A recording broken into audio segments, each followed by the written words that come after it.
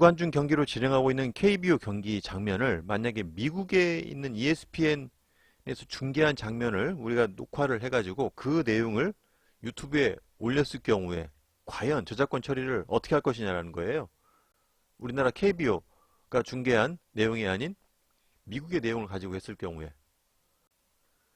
저작권 처리는 우리나라 KBO와 ESPN을 동시에 할 수가 있습니다. 특히 ESPN 같은 경우는 미국 내에 중계권을 가지고 있고 미국과 그 다음에 영국, 그 다음 유럽에도 아마 일부 권리가 있을 거예요. 그럼 ESPN이 그 권리를 다시 재전송할 경우 ESPN이 관리하는 그 범위 내외에 있는 유튜버들이 올린 컨텐츠에 대해서는 삭제 조치를 하거나 아니면 수익 창출의 권리를 가져갈 수 있습니다. 물론 같은 영상에 대해서 우리나라 KBO 쪽에 중계 권리를 가지고 있는 중계권자와 ESPN이 겹칠 수 있죠. 그럴 경우에는 서로 간의 어떤 권리 조정을 통해서 이제 수익을 나누도록 아마 할 것입니다. 근데 지금 축구 같은 경우도 실제 축구 유튜버들의 그 콘텐츠가 삭제되는 경우가 되게 많이 있어요. 그런데 이제 KBO 같은 경우도 지금 그전에는 별로 관리를 하지 않았었는데 작년부터 현재 지금 야구 중계권에 대한 그 야구 콘텐츠, 야구 영상에 대한 그 저작권 처리를 엄격하게 하겠다고 하는 이야기를 발표를 했습니다. 자, 과연 올해 이 지금 우리나라 이 KBO 이 야구 이 콘텐츠가 해외로 퍼지면서 유튜브에 많이 올라올 텐데요. 그런데 이런 생각을 해봅니다.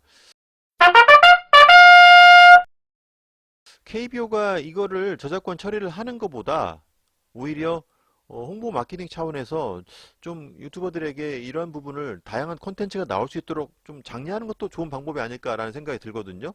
이걸 마냥 그냥 그대로 요거를 저작권 처리만 한다고 해서 꼭 좋지는 않다고 생각을 합니다. 왜냐하면 대부분의 이 유튜버들, 특히 이 스포츠 유튜버들 같은 경우는 정말 기발한 콘텐츠를 만드는 사람들이 많이 있거든요. 이런 사람들이 더욱더 많은 활동을 함으로써 이 콘텐츠가 더 많이 알려지고 오히려 그 콘텐츠를 통해서 저는 저작권에 대한 그 광고 수익을 중개권자가 다 가져가는 것보다 우리 음악 저작권처럼 실제 작곡가나 작사가가 커버송을 부를 경우 커버송, 커버 뮤직을 할 경우 일부 수익 공유하는 형태로 해서 다양한 그 유튜버들, 음악 유튜버들이 나올 수 있도록 장려하고 있습니다. 그러니까 다양한 2차적 저작물이 나올 수 있도록 장려하고 거기서 일부 수익을 공유함으로써 계속적인 콘텐츠가 나올 수 있도록 한다는 거죠.